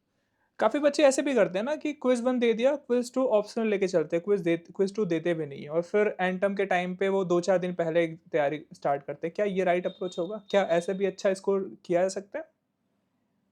ऐसे अच्छा स्कोर तो नहीं किया जा सकता और ये राइट अप्रोच है भी नहीं और इससे एक आपका फाउंडेशन काफ़ी खराब हो जाएगा। क्योंकि आगे जितने भी कोर्सेज़ हैं वो फाउंडेशन पे डिपेंड कर रहे हैं। सारा कॉन्सेप्ट यही का यूज़ किया जा रहा है, फिर आपको आगे भी बहुत ज़्यादा प्रॉब्लम होगा। हाँ, तो ये तो बिल्कुल सही नहीं वही रहेगा। मैं भी यही सजेस्ट करता हूँ, लेकिन अभी क्या चल रहा है ना कि लोग वो अब देखे होंगे कि एक चलती है कि बीटेक में जो लास्ट नाइट पढ़ के लोग पास हो जाते हैं। सेम चीज़ें यहाँ पे भी अप्लाई कर रहे हैं, लेकिन आप मिस कर रहे हो ना कि जो भी चीज़ें आपको ये पढ़ाई चाहिए, नॉर्मल डिग्री नहीं है, स्टैट्स टू मैथ्स जो भी आप पढ़ रहे हो, आप इसका प्रैक्टिकल यूज़ देखोगे आगे। लिंकेज हैं सारे के सारे, अगर आप एमएलटी, एमएल पढ़ रहे हो तो इनके यूज़ वहाँ पे आप देखोगे। अगर इनके बेसिक यहाँ पे स्ट्रॉन्ग नहीं होंगे तो आप वो कैसे टैकल करोगे? आप जाके इंडस्ट्री में कैसे काम करोगे? तो मेरा भी यही सजेशन होता है कि आप इसको मज़ाक में ना लो।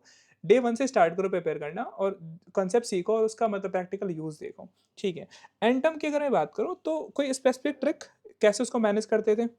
अगर स्पेशली एंड टर्म की मैं बात करूँ तो? क्विज़ 1 क्विज़ 2 तो हो गया, एंड टर्म की अगर हो जाए तो? एंड तब में मोस्टली वेटेज जो रहता है 8 टू टू वीक 9 टू 12 12 तो होता नहीं है सब मोस्ट सब्जेक्ट में, हुँ, सिर्फ हुँ। स्टेज 2 में ही 12 था। तो 9 टू 11 वीक का वेटेज ज़्यादा रहता है और बाकी बेस तो काफ़ी पहले का वीक 1 टू 8 का बेस यूज़ किया जाएगा। हुँ। लेकिन फोकस वीक 9 टू 12 का सारा कॉन्सेप्ट क्लियर होना चाहिए और थ्योरी भी। क्योंकि थ्योरी पार्ट का जितना भी क्वेश्चन आएगा, वो वीक 9 टू 12 का ही आएगा। उससे पहले का थ्योरी पार्ट का क्वेश्चन नहीं आता है एंड टर्म में। ठीक है, रिवीज़न कितना इम्पोर्टेंट है और रिवीज़न की स्ट्रैटेजी क्या अपनाते थे आप? किस तरीके से क्या करते थे? रिवीजन जो रिवीजन के लिए जो मैंने नोट्स बनाए थे वो काफ़ी इम्पोर्टेंट रहा। जो नोट्स मेरा खुद का बनाया हुआ था, खुद के बेसिस पे मुझे पता था क्या मेरा वीकनेस है, कौन-सा मेरा स्ट्रॉन्ग पार्ट है, कौन-सा वीक पार्ट है। हुँ, हुँ। तो मेरा नोट्स में सारा मेंशन था, तो रिवीजन करने में मतलब काफ़ी स्पीड में मेरा रिवीजन हो जाता था। ओके। अब चीज़ें ये भी होती है ना, जैसे तुमने 2 सेम में इसको दोनों कंप्लीट करा है, 2 टर्म में दोनों चारों 8 सब्जेक्ट आपने कंप्लीट किए थे। तो अगर सपोज़ करो एक टाइम पे जैसे एंड टर्म में आपका मैथ्स 2, स्टैट्स 2 भी है, तो इसमें कैसे रिवाइज़ करते थे? क्योंकि अब ऐसा नहीं है ना कि अल्टरनेट डे पे एग्ज़ाम नहीं होता है, सेम डे में एग्ज़ाम होता है आपका, तो उसको कैसे मैनेज करते थे? कैसे रिवाइज़ करते थे? और क्या मतलब इस हार्ड हो जाता है कभी-कभी कि साथ में मैथ्स 2 भी है, स्टैट्स 2 भी है और एक साथ जाके सेंटर पे एग्ज़ाम देना है? बीच-बीच में हाँ, बीच में डिफ़िकल्ट लगता है बीच-बीच में, लेकिन मैं ऐसा नहीं करता था कि सुबह मैथ्स 2 पढ़े, शाम में स्टैट्स 2 इस तरह नहीं करता था मैं। जैसे कि 2 दिन लगातार मैंने मैथ्स 2 पढ़ लिया और उसके बाद फिर एक टॉपिक अच्छे से क्लियर हो गया, 1 वीक का या फिर 2 वीक का क्लियर हो गया, उसके बाद फिर मैं स्टैट्स 2 करता था। तो इससे होता है मतलब चंक में बढ़ जाता है, तो काफ़ी मतलब एक पूरा टॉपिक में क्लैरिटी आ जाता था, फिर मैं स्विच करता था सब्जेक्ट को। और बाकी इंग्लिश तो काफ़ी ईज़ी रहा और पाइथन में तो शुरू से जैसे प्रैक्टिस करते आ रहे हैं, तो उसमें ज़्यादा प्रैक्टिस का ज़रूरत नहीं पड़ता है, लास्ट टाइम में। क्योंकि शुरू से अगर आप करते जा रहे हो, जैसे हर वीक का जितना भी कॉन्सेप्ट थ्योरी आया, उसको आप रिवाइज़ करते जा रहे हो और फिर उसका प्रैक्टिस भी करते जा रहे हो, तो वो काफ़ी ईज़ी हो जाता है लास्ट-लास्ट में। ठीक है, अगर मैं एक प्रैक्टिकल क्वेश्चन पूछूँ कि आपका एक दिन कैसे दिखता है? अभी की मैं बात करूँ जब एग्ज़ाम अभी नहीं, अभी मान लो तो अब एंड टर्म का एग्ज़ाम हो गया, अभी थोड़ा-सा ऑफ चल रहा है। लेकिन मैं बात करूँ अगर एंड टर्म एग्ज़ाम के पहले 1 महीने या फिर जब से कोर्सेज़ स्टार्ट होते हैं, तो एक दिन आपका कैसा दिखता है? How is your day look like? Like तो मैं एक मॉर्निंग पर्सन हूँ, तो मैं स मॉर्निंग में जल्दी उठ जाता हूँ। जैसे मैं मान लो मैं 5:30 या 6 बजे तक मैं जग जाता हूँ। ओके, उसके बाद फिर वही एक्सरसाइज़ तो मैं घर में ज़्यादा नहीं करता, ठीक है। तो ब्रश-व्रश किया, फ्रेश-व्रेश होके मैं 7 से फर्स्ट सेशन होता है मेरा 3 टू 4 आवर का। जैसे मेरा फर्स्ट सेशन 7:30 से 11:30 हो गया, उसके बाद फिर वही डेढ़ आवर का ब्रेक और फिर वहाँ से फिर दोबारा सेशन 2 से लेके 6 हुँ, हुँ। 2 से लेके 6 नहीं सॉरी 4 से 6 क्योंकि 2 से 4 मेरा ट्यूशन का टाइम होता है, मतलब मैं बच्चे सबको पढ़ाता भी हूँ। ओके, और और फिर 4 से 8 मेरा सेकंड सेशन हुआ और फिर रात में जितना भी हुआ रिवीजन करने का काम हुआ वो रात में कर लेता हूँ मैं। ठीक है। तो और अभी अभी जो इसमें पूरा का पूरा ऑनलाइन डिग्री है, तो इसमें पीयर इंटरेक्शन का कोई मतलब है? कुछ कैसे मतलब इंटरैक्ट करते हो अपने कलीग से या फिर जो भी आपके साथ में पढ़ रहे हैं? कुछ ऐसा ग्रुप वगैरह बना रखा हुआ है? हाँ, ग्रुप बना हुआ है और ये काफ़ी इम्पोर्टेंट भी है, वरना आप काफ़ी डिमोटिवेट हो जाओगे अकेले-अकेले। काफ़ी बार लगेगा कि मतलब ये काम का नहीं है डिग्री हुँ, हुँ। और फिर लगेगा कि नहीं हो पाएगा, बहुत बार डिमोटिवेट फ़ील होगा। तो पीयर कनेक्ट करना काफ़ी बेनिफिशियल रहेगा इसमें। कैसे नहीं तो आप कैसे काफ़ी कैसे टफ हो कनेक्ट जाता है। करते हो कैसे कनेक्ट करते हो? क्या रिसोर्सेज़ फ़ॉलो करते हो इसके लिए? जैसे कि कुछ तो जैसे व्हाट्सएप ग्रुप भी बहुत सारे बने हुए हैं मतलब ऑथराइज्ड भी हाँ, हाँ। काफ़ी बने हुए हैं व्हाट्सएप ग्रुप और लिंक्डइन से भी काफ़ी पीयर ग्रुप से कनेक्ट होता है जैसे सेम माइंडेड पीपल है तो फिर इसी तरह से कनेक्ट होता है बेसिकली। स्टडी ग्रुप क्या हेल्प करता है इसमें? जैसे कुछ सेम माइंडसेट के बच्चे मिलके पढ़ाई कर रहे हैं, कोई डाउट वगैरह शेयर करें तो ये हेल्प करता है? और क्या आपने ये वो किया था? स्टडी ग्रुप आपका है कोई? हाँ, स्टडी ग्रुप हाँ, बोल सकते हैं कि मेरा एक स्टडी ग्रुप हाँ, है। ये काफ़ी ज़्यादा हेल्प कर जैसे मैं क्या करता था मतलब बहुत सारे स्टूडेंट नहीं हैं, 3-4 ही हैं, हुँ, हुँ। लेकिन उसको जो भी डाउट होता है, तो वो हमसे डायरेक्ट आके पूछते हैं। मैं भी ऐसे बोल देता हूँ कि कोई भी डाउट हो डायरेक्ट आके पूछ लो। उससे होता है कि अगर मुझे वो टॉपिक नहीं पता है तो मेरा रिवाइज़ भी हो जाता है और मैं जान भी लेता हूँ नया-नया चीज़। हुँ। तो अगर किसी को अगर बता पा रहे हो, एक्सप्लेन कर पा रहे हो कोई टॉपिक, तो ये बेस्ट मेथड है लर्न करने का और ये याद भी रहता है। हाँ, और सबसे बढ़िया है कि आप ऑनलाइन डिग्री में हो, आपका मतलब एक ऑफ़लाइन इंटरेक्शन नहीं हो पा रहा है, आप बच्चों के साथ नहीं हो रहे हो। तो एक ज ऐसा मतलब ये मैंडेटरी हो जाता है कि आप कोई ग्रुप बनाओ, ऐसा नहीं कि आप 10 लोगों का 15 लोगों का ग्रुप बना रहे हो क्योंकि ग्रुप में इतने ग्रुप में पढ़ाई नहीं होती, लिमिटेड ग्रुप रखो, 3-4 लोगों का ग्रुप रखो, सेम माइंडसेट के हो, जो लर्निंग एटीट्यूड जिनका हो, आप उनके साथ ग्रुप बनाओ, आप जो भी नॉलेज शेयर करना चाहते हो वो शेयर करो, अगर कोई हैकाथॉन वगैरह में पार्ट लेना है वो करो। तो एक आप अकाउंटेबिलिटी तय कर रहे हो कि हाँ, उनको कुछ नहीं आ रहा है तो आप बता रहे हो और आपको कुछ नहीं आ रहा है तो वहाँ से सीख रहे हो, तो ये एक अच्छा ऑप्शन हो सकता है। ठीक है। अब बात करते हैं चैलेंजेज़ और प्रॉब्लम्स के बारे में। सबसे बड़ा बिगेस्ट चैलेंज क्या है? मतलब क्या हर्डल इस फील्ड में होता है आपको आईआईटी मद्रास पीएच डिग्री के बारे में? कुछ है? कुछ ऐसा चैलेंज फेस करते हो इस डिग्री से रिलेटेड? चैलेंज ये है डिसिप्लिन बोल सकते हैं क्योंकि इसमें कोई अकाउंटेबल नहीं है आपको लेके। आपको ओके। खुद से अकाउंटेबल रहना है और खुद से डिसिप्लिन मेंटेन रखना है। कोई बोलने वाला नहीं है, आप क्या कर रहे हो, कुछ कर रहे हो, कोई नहीं जानता है। हुँ। आपको खुद से डिसिप्लिन मेंटेन करना पड़ेगा और मोटिवेशन भी डाउन हो जाता है बीच-बीच में। ओके, ये नॉर्मल है कि मतलब ऐसा नहीं कि ऑनलाइन आप डिग्री हमेशा हाँ, मोटिवेटेड नहीं रहोगे, आप उसको डील करना आपको आना चाहिए।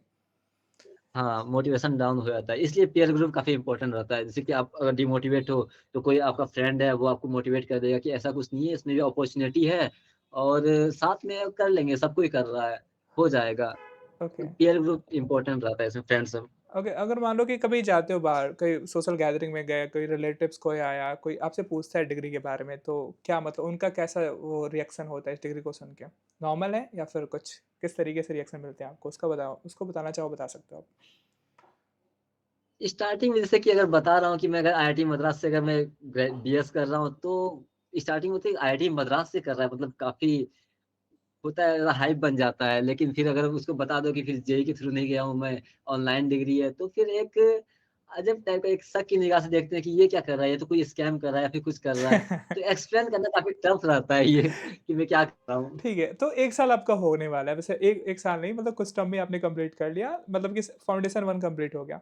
तो आपको क्या लगता है कि ऑनलाइन होने का कोई मतलब ड्रॉबैक है या फिर अच्छी डिग्री है ये? मतलब अभी तो आपको पता चल गया होगा ना, आपने सीनियर से भी कनेक्ट किया, बच्चे जो कर रहे हैं उनके साथ भी आप कर रहे हो, तो क्या ओवरऑल क्या लग रहा है कि सही डिग्री है? ड्रॉ ड्रॉबैक तो बस एक ही बोल सकते हैं कि अगर अगर आप डिसिप्लिन मेंटेन कर पा रहे हो हुँ, इस डिग्री में हुँ, कंसिस्टेंट रह पा रहे हो तो ये बेस्ट डिग्री है क्योंकि ये ऑफलाइन में कई बार होता है बहुत सारे डिस्ट्रैक्शन होते हैं ऑफलाइन में हुँ। कि फ्रेंड है ये है यहाँ पे आपको कुछ नहीं करना है यहाँ पे आपको फोकस रहना है और कोई आपको डिस्ट्रैक्ट करने के लिए नहीं आ रहा है आपको जो करना है करो कंफर्टेबल है फ्लेक्सिबल है तो इसमें आपको दिक्कत नहीं होता है हुँ, तो ऑनलाइन इस मेथड में ये बेस्ट है हाँ, सबसे बड़ा आपको मिल रहा है कि इसमें कोई टाइम कांस्टेंट नहीं है कि आपको पर्टिकुलर टाइम पे आपको क्लास अटेंड करनी है। अगर आप साइड बाय साइड कुछ अपने नए स्किल सीख रहे हो, वहाँ पे भी दे सकते हो। कुछ एक्स्ट्रा करिकुलर एक्टिविटी में पार्ट लेना चाहते हो, वहाँ पे जा सकते हो। कहीं घूमना जाना चाहते हो या कुछ मतलब कुछ एक्सप्लोर करना चाहते हो, जाके एक्सप्लोर कर सकते हो। तो इतना कहाँ ही फ्रीडम मिलता है। ठीक है, अब चलते हैं कि आईआईटी मद्रास का जो ये डिग्री है, ठीक है, आपने देख लिया। तो क्या आपको लगता है कि ये वर्थ इट है? और सपोज़ करो कि आपके जो जूनियर्स हैं, कोई आपसे आगे सजेशन माँगता है कि मुझे क्या कोई ऑनलाइन डिग्री करनी चाहिए, तो क्या आप इसको रिकमेंड करोगे? हाँ, मैं बिल्कुल रिकमेंड करूँगा। वैसे मैंने इसका प्लेसमेंट देखा है, तो इसका प्लेसमेंट डाटा कुछ ख़ास नहीं है, हुँ, हुँ। लेकिन जो नॉलेज प्रोवाइड किया जाता है या फिर जो भी एक रोड मैप स्ट्रक्चर जो किया गया है इस मतलब कोर्स को, वो काफ़ी बेनिफिशियल है। इसलिए लगता है कि मैं ऑफ कैंपस भी प्लेसमेंट काफ़ी अच्छे तरीके से मैं ले सकता हूँ। हाँ। मतलब स्ट्रक्चर जो किया गया है इस कोर्स को काफ़ी अच्छा है वो। ठीक है। अब बात करते हैं कि कोर्सेज़ के तो हो गए कि मैथ्स पढ़ रहे हो, स्टैट्स पढ़ रहे हो, इंग्लिश वगैरह सब कुछ पढ़ रहे हो। इसके बियॉन्ड भी क्या आप कोई स्किल डेवलप कर रहे हो? क्योंकि मैंने अभी आपके लिंक्डइन वगैरह पे देखा, तो आप ऐसा नहीं कि मतलब इसकी डिग्री से पहले ही आप मतलब डेटा क्लीनिंग वगैरह, पांडास वगैरह मतलब कुछ आपने प्रोजेक्ट्स भी बना रखे हुए, नेटफ्लिक्स का डेटा एक्सप्लोर करना, स्मार्टफ़ोन डेटा एनालिसिस करके आपने बनाया था। तो इसके बारे में बताओ कि मतलब कैसे मतलब इस डिग्री के बियॉन्ड भी कैसे स्किल को डेवलप करना चाहिए और क्या इसकी नीड है?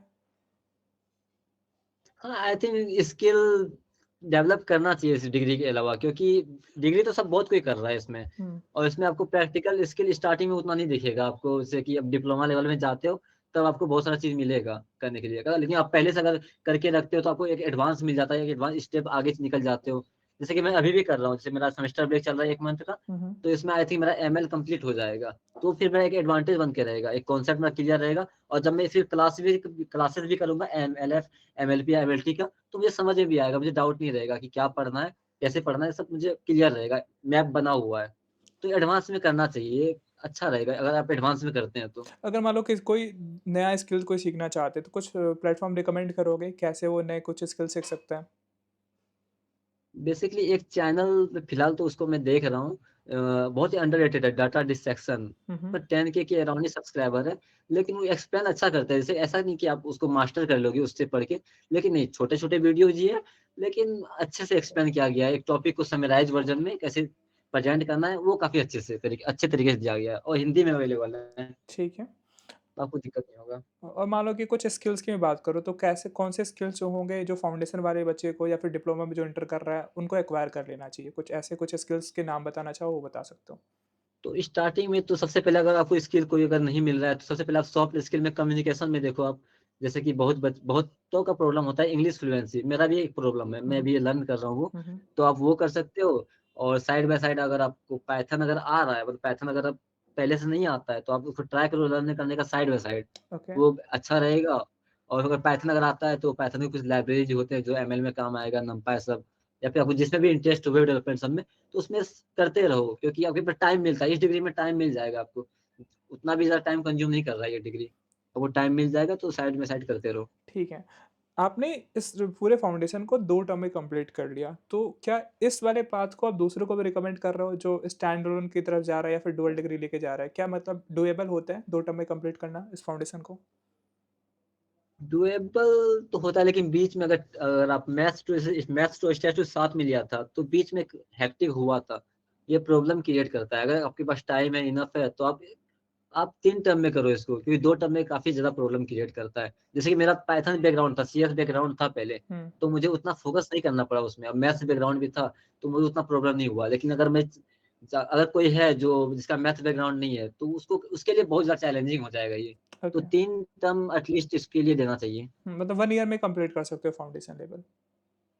हाँ। ठीक है। आपका लॉन्ग टर्म गोल क्या आप देखते हो? मतलब अभी आपने डिसाइड कर लिया कि किस वे में आपको करियर बनाना है, कुछ सोच के रखा हुआ है? हाँ, मेरा बेसिकली फिक्स नहीं है। मेरा फ़िलहाल तो प्लान है कि मैं डाटा साइंस में ही जाऊँगा डिटेल में, मतलब इसी में आगे परस्यू करूँगा। जैसे एलएलएम में जाऊँगा आगे ही, हुँ, हुँ। इसी में कंटिन्यू करूँगा। मेरा एंड्रॉयड डेवलपमेंट सब जो साइड में है, उस सब में मेरा मतलब ध्यान नहीं है। फ़िलहाल मेरा यही मेन फ़ोकस है, तो इसी में कंटिन्यू कर रहा हूँ, इसी को एडवांस करते जा रहा हूँ। चलो ठीक है। अगर मान लो कि तुम्हें 4 या 5 टिप्स देने होंगे फाउंडेशन लेवल वाले को बच्चों को कि जिससे कि उनका पूरा का पूरा जो फाउंडेशन लेवल है स्मूथली निकल जाए, तो क्या होंगे वो टिप्स? फाउंडेशन अच्छा रहे तो सबसे पहली बात तो वो वीक का जो होता है स्टार्टिंग में, जैसे 4 वीक का जैसे आया, हुँ, हुँ। उसके बाद ही क्विज़ 1 होता है, तो उसको स्किप मत करो। जैसे वीक 1 का आया जैसे ही, उसको स्टार्टिंग का फर्स्ट वीक का आया तो फर्स्ट वीक में ही कर लो। क्योंकि बहुतों का होता है कि बर्डन बन जाता है, जैसे फर्स्ट वीक का आया, जब सेकंड वीक का कंटेंट डिलीवर हो रहा है तो फर्स्ट वीक का कंप्लीट करने में लगे हुए हैं। हुँ, हुँ। तो और फिर डेडलाइन भी पास आ गया तो काफ़ी हेक्टिक हो जाता है। तो इस तरह मत करो, जैसे ही स्टार्टिंग में आया पहले से फिनिश कर लो उसको। टाइम उतना ही लगेगा, लेकिन आपको कंफर्टेबल लगेगा, आप उतना रश में नहीं रहोगे और टाइम भी एक्स्ट्रा बचा हुआ रहेगा। मान लो कुछ अनएक्सपेक्टेड आपको काम पड़ गया तो फिर दिक्कत हो जाएगा इस तरह। ठीक तब है। जब जब जैसे ही कंटेंट डिलीवर हो रहा है, उसी टाइम में क्लास कर लो उसको। ओके। आपने बताया था कि आपकी पीयर भी है, मतलब पीयर लर्निंग भी करते हो, तो आपने दोस्तों से बात किए होंगे, तो कुछ कॉमन मिस्टेक्स बता सकते हो जो स्टूडेंट करते हैं इस डिग्री में, जो कि आपको नहीं करना चाहिए, आपको इससे बचना चाहिए? जैसे फर्स्ट मिस्टेक तो यही था कि उसको डिले करना या फिर टाल देना वर्क को कि बाद में कर लेंगे, टाइम है अभी। पहला मिस्टेक, सबसे बड़ा मिस्टेक यही था। और सेकंड मिस्टेक जो करते हैं कि जितना भी वो सब क्वेश्चन में लगे हुए रहते हैं, थ्योरी को उतना डिटेल में चेक आउट नहीं कर रहे मेरे फ्रेंड सब जो भी है, हुँ, हुँ। उस सब का प्रॉब्लम मैंने देखा है कि वो लोग थ्योरी को उतना डिटेल में नहीं जा रहे हैं। उसका कहना है कि बस क्वेश्चन बन जाना चाहिए।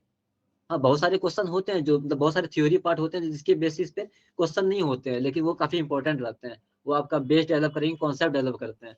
वो काफ़ी इंपॉर्टेंट होता है। तो थ्योरी को भी आप ध्यान से देखा करो क्योंकि अब तो क्वेश्चन भी थ्योरी पार्ट से ही आने लगे हैं। हाँ, वो तो तो है। थ्योरी को स्किप करना गलत होगा। ठीक है। मैं आपके लिंक्डइन प्रोफ़ाइल को देख रहा था, तो आपने स्टार्टिंग में जब इस डिग्री को आपने स्टार्ट भी नहीं किया था, तो उसमें आपने पब्लिक में शेयर करना स्टार्ट कर दिया था कि हाँ, मैं ये लर्न कर रहा हूँ। तो इसके बारे में बताओ कि ये कितनी इम्पोर्टेंस होती है कि पब्लिक में कुछ भी चीज़ें लर्न करना, आप उसके बारे में शेयर करना, ये क्या एक अच्छा स्टेप हो सकता है? दूसरों को भी फॉलो करना चाहिए? इसके बारे में बताओ, पूरी लिंक्डइन प्रोफाइल के बारे में बताओ या फिर कुछ और सोशल मीडिया पे प्रेजेंस बनाना चाहते हो तो किस तरीके से कर सकते हो? आई थिंक ये इम्पोर्टेंट तो होता है क्योंकि इससे आपको क मोटिवेशन भी मिलेगा लोगों से आप इंटरैक्ट करोगे सेम माइंडसेट के साथ से, तो आपको मोटिवेशन भी मिलेगा कि हाँ, करना है, ये करना है, सब कोई कर रहा है, कैसे-कैसे होता है, आइडिया भी मिलेगा और एक कॉन्टैक्ट भी डेवलप होगा कि सेम मतलब वो लोग क्या कर रहे हैं। जैसे बहुत सारे जैसे मेरे कुछ फॉरेन फ्रेंड भी है, जिससे मैं कनेक्ट किया था, वो लोग भी कर रहे हैं, कुछ तो इंटर्नशिप भी कर रहे हैं, कुछ का जॉब भी लग चुका है अभी तक। हुँ, हुँ। तो एक कनेक्शन बिल्ड होता है और फिर आप जानते भी हो कौन कैसे किस तरह से कर रहा है। तो आपको ऐसा नहीं लगेगा कि बस आप ही अकेले फँसे हुए हो। हाँ। आपको एक होप दिखेगा। हाँ, ओके वो भी पब्लिक में अगर लर्निंग करते हो तो सपोज़ करो कि इन केस आगे आपका फ्यूचर में कहीं जॉब के लिए जाते हो तो रिक्रूटर जो होता है अगर वो आपके प्रोफाइल को आके विज़िट करता है, वो उससे ये आइडिया लगा सकता है ना कि आप कितने सिंसियर हो। आपने कुछ स्टार्ट किया तो आपको उसने एंड किया कि नहीं और आपने क्या-क्या सीखा है। अब जैसे सपोज़ करो कि आप ऐसे क्या सीख रहे हो लोकल पे आप कोई नहीं जानता है, ठीक है? आप उससे पूछना पड़ेगा। लेकिन आप कोई पब्लिक प्लेटफ़ॉर्म पे आपने शोकेस किया हुआ है अपने स्किल्स को, आपने अपनी लर्निंग जर्नी बता रखी है, तो वो कहीं न कहीं आपको एक एक्स्ट्रा एज देगा दूसरे वालों से। ये भी है। लास्ट में कुछ एक और क्वेश्चन थे जो मतलब स्टूडेंट ने पूछा था। एक का था कि टर्म 1 में उनका 8.25 सीजीपीए है, तो कैसे सेमेस्टर 2 में इंक्रीज़ कर सकते हैं स्कोर को? कोई आइडिया है? और आइडिया तुम्हें क्या लगता है कि कितना सीजीपीए वेल एंड इनफ है अब फाउंडेशन के लिए? कितना तो एटलीस्ट मेंटेन करना चाहिए? फाउंडेशन वाले अगर कुछ नहीं भी कर पा रहे तो कम से कम 8 प्लस सीजीपीए मेंटेन करो। अगर आपके पास एज है फिर फाउंडेशन जिसका 8.25 सीजीपीए जिसका आ चुका है, हुँ, हुँ। उसको एटलीस्ट टारगेट रखना चाहिए या फिर 8.5 प्लस का टारगेट रखना चाहिए उसको अभी। और उसके उसके लिए तो सिंपल मैं यही कहूँगा कि इंग्लिश को बहुत कोई इग्नोर करता है, लेकिन वेटेज सबका सेम है। हुँ, हुँ। तो सीजीपीए इंप्रूव करने के लिए इंग्लिश और पाइथन पे भी थोड़ा ध्यान डाल सकते हैं। ये बहुत कोई इग्नोर करता है और पाइथन में एक एक्स्ट्रा खास बात ये है कि आपको 110 मार्क्स का ऑप्शन रहता है, तो उसमें ओपे के थ्रू स्कोर करके आपको एस ग्रेड लाना काफ़ी ईज़ी आसान हो जाता है। जैसे कि मेरा क्विज़ 1 है पाइथन में हुँ, हुँ। 64 आया था हुँ, हुँ। स्टार्टिंग में, लेकिन फिर भी मेरा लास्ट टाइम आते-आते मैंने मैनेज कर लिया ओपे के थ्रू। उसको 100 आउट ऑफ 100 मैंने स्कोर कर लिया। ठीक है। एक तो फिर पाइथन आप इंग्लिश में ध्यान दे के आप कर सकते हो। ठीक है, नेक्स्ट क्वेश्चन था एक लोगों का, उनका कहना था कि डिसिप्लिन कैसे रहें? कितने घंटे आप पढ़ा करते थे? 1 वीक में बात करूँ तो? तो डिसिप्लिन डिसिप्लिन मेंटेन करना इस डिग्री में टफ तो है। जैसे बहुत बार होता है कि मैं 2-3 दिन तक से कुछ नहीं पढ़ रहा हूँ। जैसे कि बहुत बार होता है आप परेशान हो जाते हो कि क्या करें समझ नहीं आ रहा है, कॉन्सेप्ट समझ नहीं आ रहा है, ये हो रहा है। तो अब बहुत बार होता है मेरे साथ भी हुआ था कि मैं 2-3 दिन तक डिसिप्लिन मेंटेन नहीं कर पा रहा हूँ, कुछ नहीं पढ़ा। बस सोच ही रहा हूँ कि कैसे करना है, कैसे करना है। हुँ, हुँ। तो ये टफ तो होता है, लेकिन फिर आप दोबारा स्टार्ट करते हो ये मैटर करता है। हाँ, जी, 2-3 दिन बाद मुझे टफ लगा। लोग कंसिस्टेंसी को थोड़ा गलत वे में लेके चलते हैं। उनको लगता है ये कंसिस्टेंट मतलब ये कि आप डे 1 से स्टार्ट कर रहे हो तो सेम डे पे जितना मोटिवेटेड फील कर रहे हो डे 1, डे 2, डे 3, डे 5 ऐसे मेंटेन करोगे। ऐसा नहीं होता है। वो सपोज़ करो कि एक दिन आप 1 घंटे पढ़ रहे हो, तो दूसरे दिन 4-5 घंटे ही पढ़ सकते हो। तो कंसिस्टेंसी मतलब कि एट लीस्ट कुछ तो टाइम डिवोट करो। ऐसा नहीं कि आप 5 घंटे लगातार हर दिन पढ़ सकते हो क्योंकि यार इंसान है ना, इंसान से भी गलती होती है और वो एक तरह से डिसिप्लिन और कंसिस्टेंट हर वे में नहीं हो सकता है। तो वहाँ पे अलाउड होते हैं लेकिन आप एटलीस्ट ट्राई किया करो कि अगर 1 घंटे भी है, आधे घंटे में निकाल सकते हो तो एटलीस्ट पढ़ा करो। ठीक है, तो इसके लिए हाँ, क्या बस कहोगे? पूरी तरीके से नहीं छोड़ना है उसको। आप कैसे इसको डील करते थे कंसिस्टेंसी को? कुछ ऐसा कोई ट्रिक वगैरह था, कुछ स्टडी ट्रिक यूज़ करते थे जैसे पोमोडोरा टेक्निक हो गया या फिर कुछ और तरीके, जिससे कि आप फ़ोकस्ड होके पढ़ाई कर सको? नहीं, ऐसा कुछ ख़ास तो नहीं था। जैसे कि मैं बीच-बीच में फ्रस्ट्रेट हो जाता था, तो फिर मैं छोड़ देता था। हुँ, हुँ। तो उसके बाद फिर मैं सिर्फ़ मोटिवेशन के लिए कुछ नहीं, बस लोगों से मैं कनेक्ट करता था। जैसे मेरे लिंक्डइन में काफ़ी सारे कनेक्शन हैं, हुँ, हुँ। तो उससे मैं बात करता था। फिर लगता था ये सामने वाला पढ़ रहा है, इस तरह कर रहा है और मैं कुछ नहीं कर रहा हूँ। तो फिर उससे ऑटोमेटिक आता है कि वो कर रहा है, तो मैं क्यों नहीं कर रहा हूँ, मुझे भी करना चाहिए। तो एक फीलिंग आती है। तो इसलिए ये कनेक्शन इसलिए भी इम्पोर्टेंट होता है कि आप देख के मोटिवेट हो सको। लोगों से मतलब आप इंटरैक्ट करोगे, अपनी प्रॉब्लम शेयर करोगे तो आप देखोगे दूसरा वाला भी वही फेस कर रहा है। जैसे अभी इनका इसको 9.63 सीजीपीए है और ऐसा नहीं कि ये हरदम मोटिवेटेड थे। इनका भी ये था कि 2-3 दिन खराब होता था, फिर से वो ट्रैक पे आते थे। तो आप इनकी जर्नी से भी देख सकते हो कि आपको भी अगर डीमोटिवेटेड फील करे तो नॉर्मल है। फिर से आप कम बैक करो, फिर से आप स्टडी करो। ठीक है, लास्ट पॉइंट पे चलते हैं, रैपिड फायर राउंड होगा। आपको 1 वर्ड में या फिर 2-3 वर्ड में आप इसका आंसर दे सकते हो। आपका सबसे टफेस्ट सब्जेक्ट कौन-सा लगा फाउंडेशन लेवल में? 1 या 2 वर्ड में आपको आंसर देना है। मैथ्स 2। और मोस्ट इंटरेस्टिंग सब्जेक्ट कौन-सा था? अ, स्टैट्स स्टेज 2 स्टैट्स 2 ठीक है। आप डिप्लोमा लेवल में जा रहे हो, तो क्या मतलब अभी क्या करंट गोल बना के चल रहे हो? कितना सीजीपीए मेंटेन करना है डिप्लोमा लेवल में? डिप्लोमा तो फर्स्ट तो मैं डिप्लोमा इन डाटा साइंस करूँगा, तो उसमें मेरा टारगेट है कि 9.25 प्लस रखना है हमको डिप्लोमा इन डाटा साइंस में, इसको कंप्लीट करते तक। और फिर मुझे डिग्री लेवल में 9 प्लस सीजीपीए तक मेंटेन रखना है। ठीक है। अगर मैं समराइज़ करने के लिए बोलूँ, एक वर्ड में आप डिस्क्राइब करो आईआईटी मद्रास की पूरी जर्नी को फाउंडेशन की, तो आप कैसे डिस्क्राइब करोगे? क्या होगा वो वर्ड? वन वर्ड में डिस्क्राइब चलो 1 करना तो वर्ड में काफ़ी एक सेंटेंस डिफिकल्ट में है। 1 सेंटेंस से बता सकते हो। अम, जस्ट लाइक फन है का एक्सप्लोर एक्सप्लोर काफ़ी मिलेगा करने मिलेगा, मतलब काफ़ी सारे टॉपिक, बहुत सारी चीज़ है जो आपको नया न्यू थिंग मिलेगा एक्सप्लोर करने के लिए। ठीक है, तो आज के लिए इतना रखते हैं। अगर मान लो कि कोई स्टूडेंट देख रहा है इस वीडियो को, दानिश से कनेक्ट करना चाहता है, तो मैं इनका जो लिंक्डइन की आईडी है, वो डिस्क्रिप्शन में मेंशन कर दूँगा, आप इनसे डायरेक्टली रीच आउट कर सकते हो।